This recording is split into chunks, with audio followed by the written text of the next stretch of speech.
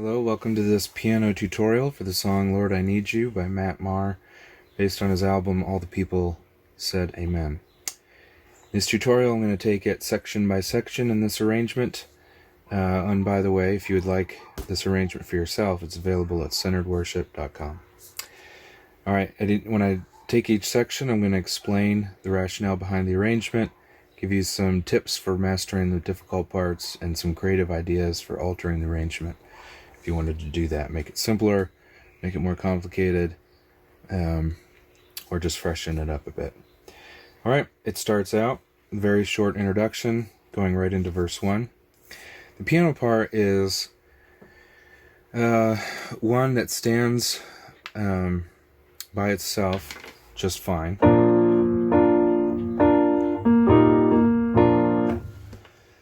And should connect easily enough with an acoustic guitar, which, if you've ever played with an acoustic guitar, it's a very rhythmic instrument. When somebody's strumming the guitar, they're actually offering quite a bit of rhythmic material to the sound. This left-hand part really is the only rhythmically complicated part in the accompaniment here in the first verse, and it should jive with what the acoustic guitar is doing. As always, you want to use your ear, though. An idea for altering the accompaniment here in verse 1 is to just play the chords. I confess, bowing near, I find my rest. In fact, that's probably what I would do if I were in this situation playing in a band with another acoustic guitar. The acoustic guitar is going to do a fine job keeping a kind of pulse, rhythmic pulse going. My left hand wouldn't really be necessary, and even the pulsating right hand quarter notes wouldn't be necessary either. So I would just play the changes. If that's something that you're uncomfortable doing, how to voice chords using inversions and whatnot, use the inversions that are voiced here as a guide. So just turn the right hand into a whole note, left hand into whole note. So you've got a B flat F, and you've got your second inversion up here. Those would sound nice, but get creative, and if this is a new thing for you, try a different inversion of a B flat chord. Instead of these three notes, try root position. Like that. Might even try fewer than 3 notes at a time. You know, experiment, have fun with it. I will also say that if you are going to play the left hand, the rhythms, that 16th note is really critical. It's easy to be sloppy with it. If you get sloppy, it sounds kind of awful.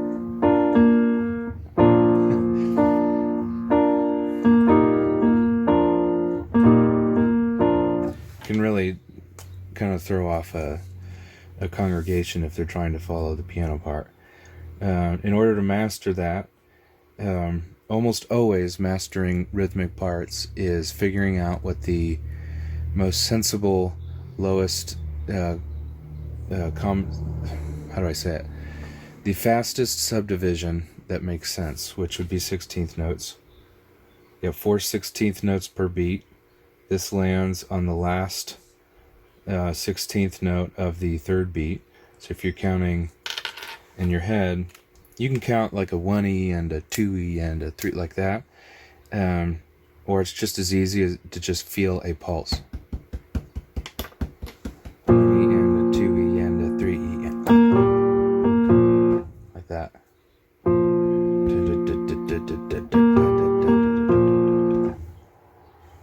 Yeah, I see I'm already messing up the rhythms. You don't want to play it too fast, you don't want to play it too slow. I don't think anybody's going to play it too slow. When they see a 16th note, they automatically think, oh, this should be fast. It's not a grace note.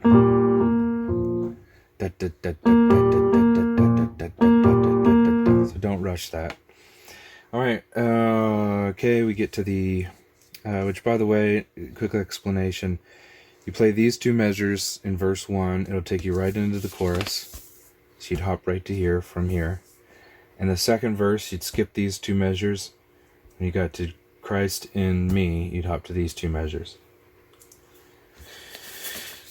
You get to the chorus, and the piano part outlines the melody.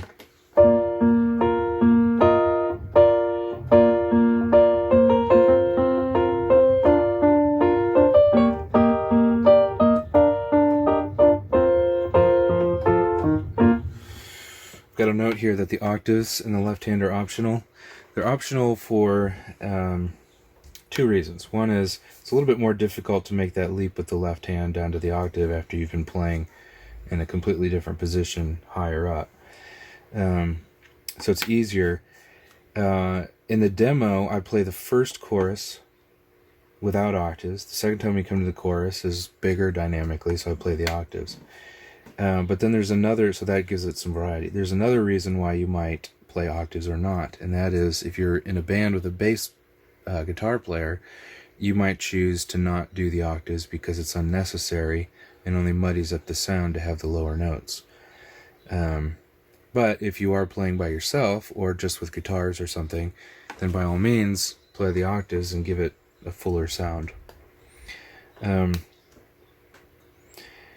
You might, ways of altering it would be to remove the pulse and with your thumb plays.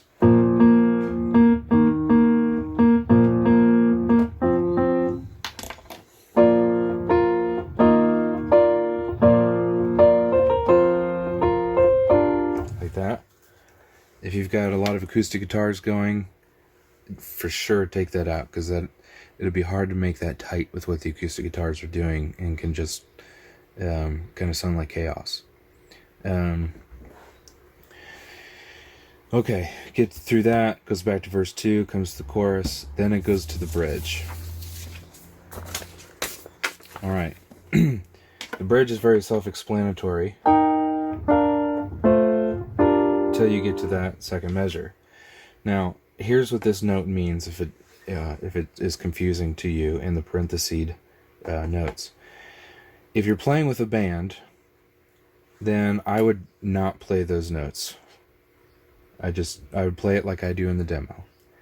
If, however, you're playing by yourself, or with just a few musicians, or you're singing with some vocalists and they're really depending on what the piano player is doing to kind of get their cue for when to start, because it's a mixed meter, 3/4, 4/4, 3/4, 4/4, 3/4, 4/4, 3/4, 4. I know anytime that I've played this song with a congregation, they've had a really hard time knowing when to come in to the next phrase.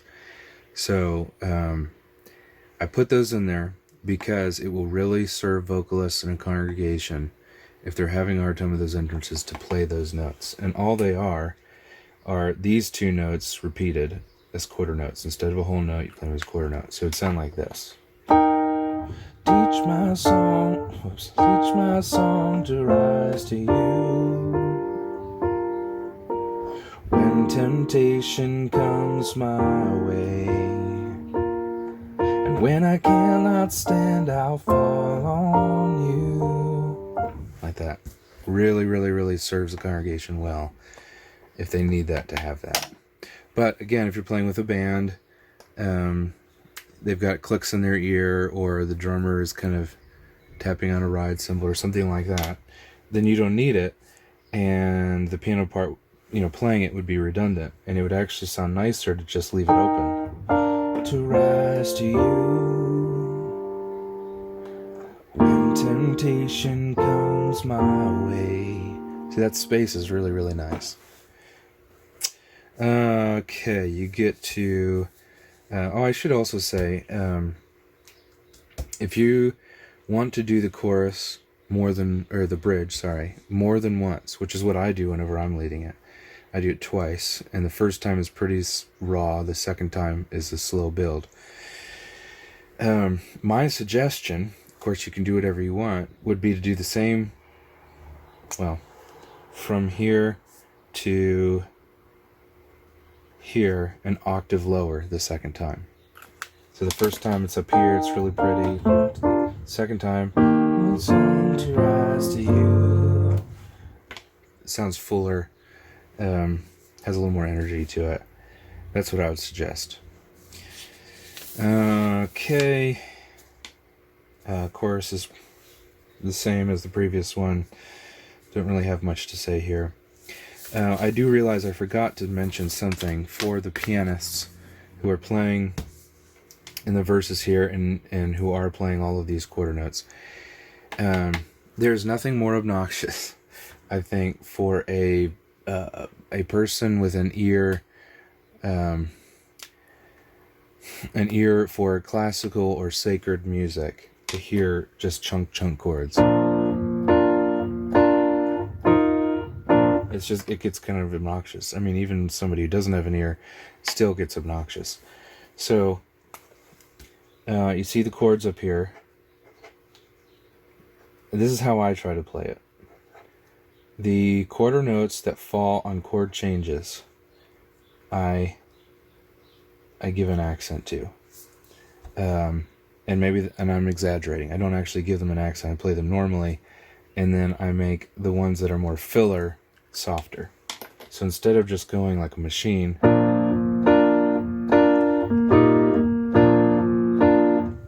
I try to give it some room to breathe.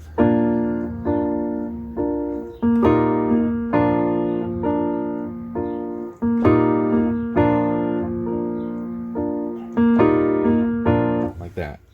Hope that makes sense. You know, you do that almost every measure. You get down to here.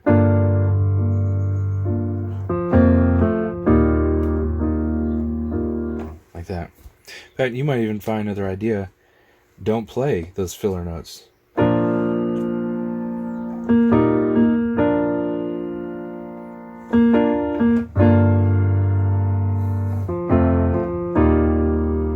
Like that. That'd be another way of altering that. Alright, hope that's helpful. Again, centeredworship.com is where you can get this for yourself. Thank you for watching.